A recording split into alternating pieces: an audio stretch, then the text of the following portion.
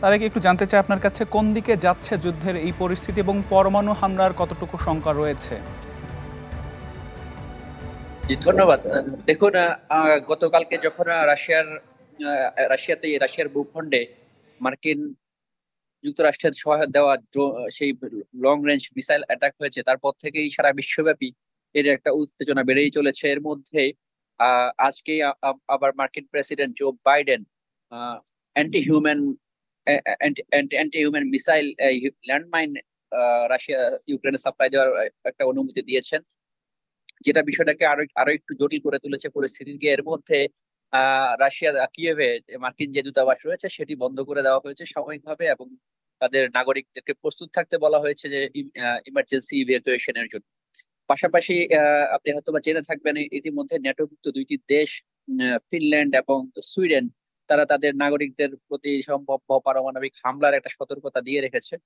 তো সারা বিশ্বব্যাপী এ ধরনের একটা আহ, উত্তেজনা রয়েছে। এর মধ্যে রাশিয়া থেকে নতুন করে কোনো হামলা বা এর তথ্য এখনো পাওয়া যায়নি। বা পাশাপাশি আরেকটা বিষয় যেটা বলে রাখা ভালো, যে এই মুহূর্তে শেষ মার্কিন নির্বাচনের পরবর্তীতে ক্ষমতা হস্তান্তরের ঠিক আগ মুহূর্তে প্রেসিডেন্ট জো বাইডেন এই সিদ্ধান্তগুলো নিয়ে নিচ্ছেন, যেটা প্রেসিডেন্ট ইলেক্ট ডোনাল্ড ট্রাম্প যে বলেছিলেন তিনি যে এই যুদ্ধগুলো থামাবেন, যেটা তার ইলেকশনের 128 বছরের ইতিহাসে মার্কিন ইলেকশনের সবচেয়ে বড় ম্যান্ডেট উনি পেয়েছেন। তার একটা মূল কমিটমেন্ট ছিল যে এটা যুদ্ধ বন্ধ করবেন। তো আমরা সবাই আশাবাদী ছিল যে যুদ্ধ বন্ধ হবে এরই মুহূর্তে।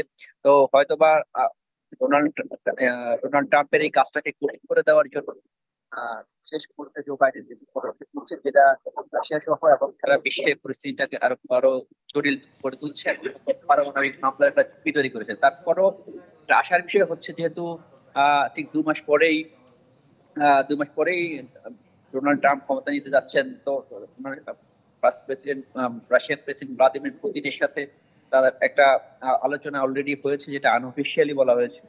তো আমরা আশা করতে পারি, যদি রাশিয়ার পক্ষ থেকে এই ধরনের কোনো হামলার কোনো উদ্যোগ এখনই না নেওয়া হয়, সেক্ষেত্রে হয়তো বা আমরা একটা ভালো জিনিস দেখতে পারবো ফিউচার। বাট এই মুহূর্তে আহ, পরিস্থিতিটা খুবই জটিল। পারমাণবিক হামলার জন্যই সারা আশেপাশের যে দেশগুলো তারা সেভাবে পদক্ষেপ নিচ্ছে। জি, অনেক ধন্যবাদ তারেক আমাদের সাথে যুক্ত হবার জন্য। তারেক মাহমুদ যুক্ত হয়েছিলেন মস্কো থেকে।